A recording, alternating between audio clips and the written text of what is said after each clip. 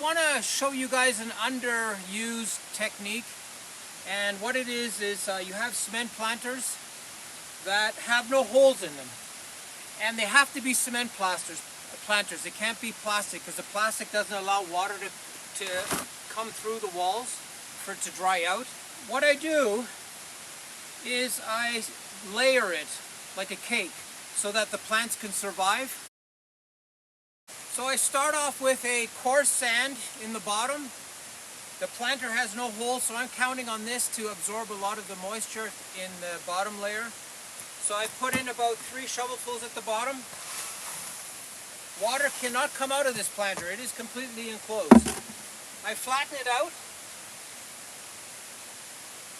and then I have a screen. I prefer screens over fabric because the screen is big enough to allow really fine roots to go into the bottom part of the container. And I have a corner missing here. So the corner's missing as well. And that is so that this pipe can fit in the corner for air to get into the bottom of the planter. So I'm going to put this in as a layer.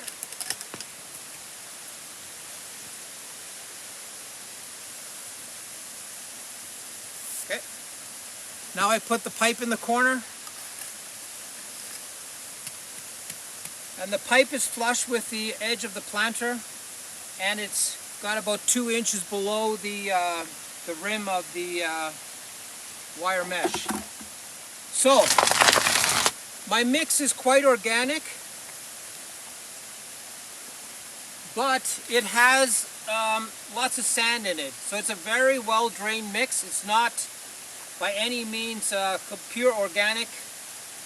So water will go through this into the bottom layer. There's no question about it. So I load this up, keep the wire mesh in good position, remove any stones.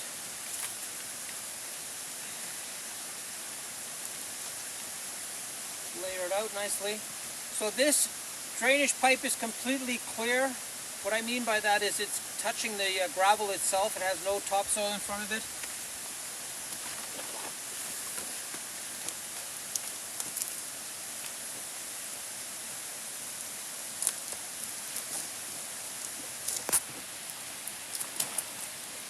It's really important that this material is very well drained.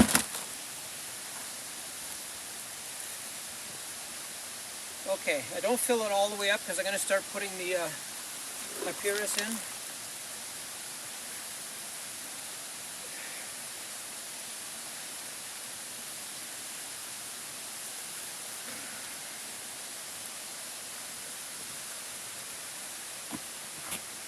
Okay, just top it off.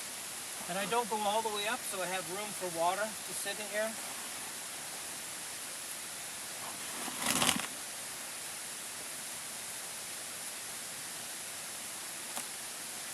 Now it's really important to pick plants that are incredibly bog resistant, like they can do really well in water.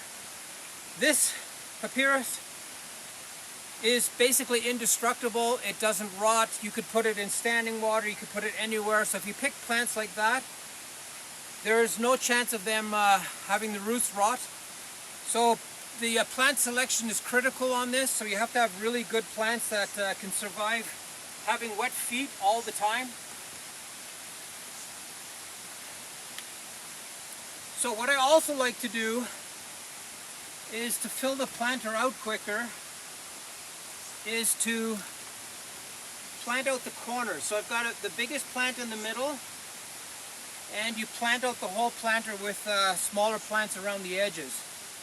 And what that does, it just basically fills up the planter completely. And especially where this drainage pipe is, you want to hide it. So I just basically put a plant here. So what happens is when I come to water this, I would never water the top unless it's really, really dry. I would basically go, count to 5 and fill up that bottom gravel, and the moisture will travel up and down. And if I were to wet this, these would be too wet. So it's basically my objective is I want the roots to go down to get the water. And I want the roots to have a good barrier where they don't rot. And this could be plants that aren't as tolerant as this, that you can get away with this. And I always like to do pairs, so you have like an entrance, because these guys get really big and they get really aggressive in their sideways growth. And they make any garden look so good any time of the year, because they're always have the moisture to look good.